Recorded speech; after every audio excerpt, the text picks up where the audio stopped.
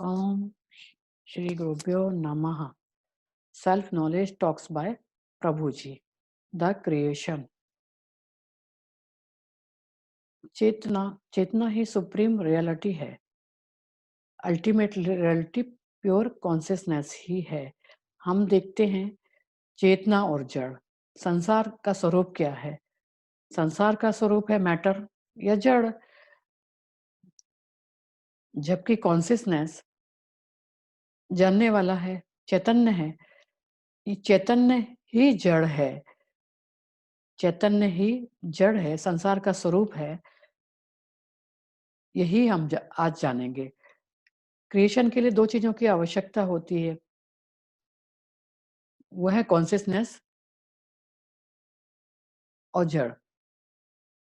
Consciousness ही ultimate reality है, supreme reality consciousness ही शुरू में थी, मध्य में थी, अंत में है।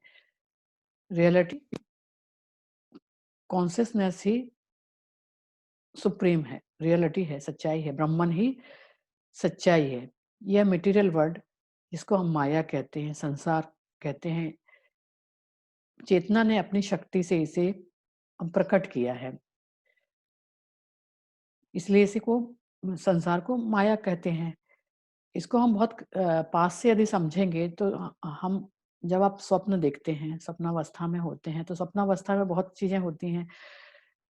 जंगल हो सकता है, हाथी, टाइगर, नदी, पहाड़, बहुत सारी चीजें होती हैं। जबकि ये सच्चाई नहीं है।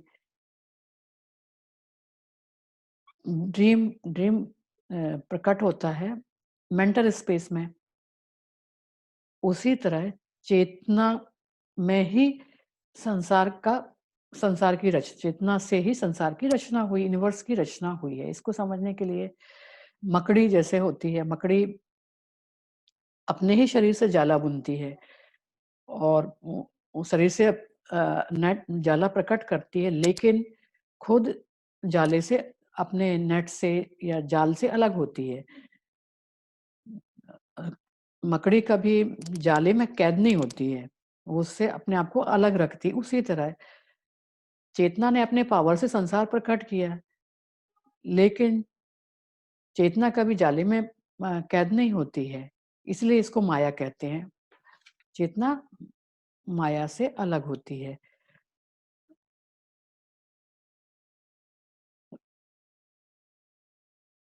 चेतना माया जाल में नहीं फंसती है।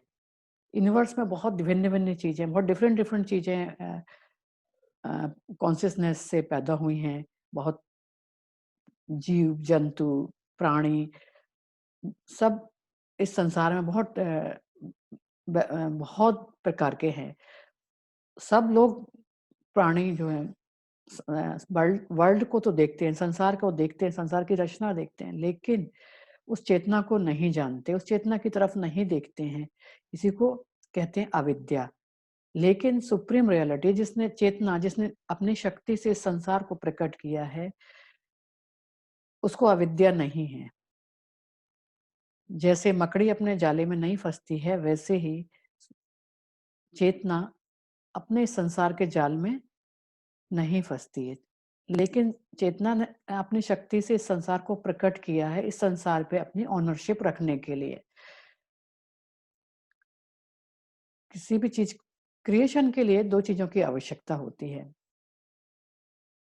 एक मैटर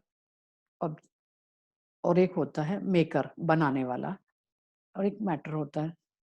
जैसे इसको समझ, मिट्टी का पॉट बनाने के लिए मिट्टी चाहिए और बनाने वाला चाहिए।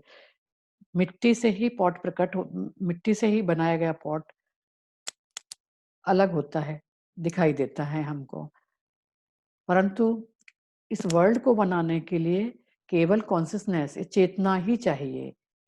इसीलिए वर्ल्ड और चेतना दोनों अलग नहीं है। चेतना ने ही अपने पावर से इस वर्ल्ड या यूनिवर्स की रचना की है।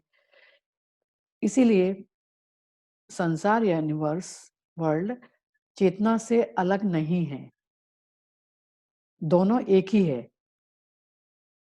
क्योंकि चेतना में ही संसार प्रकट हुआ है।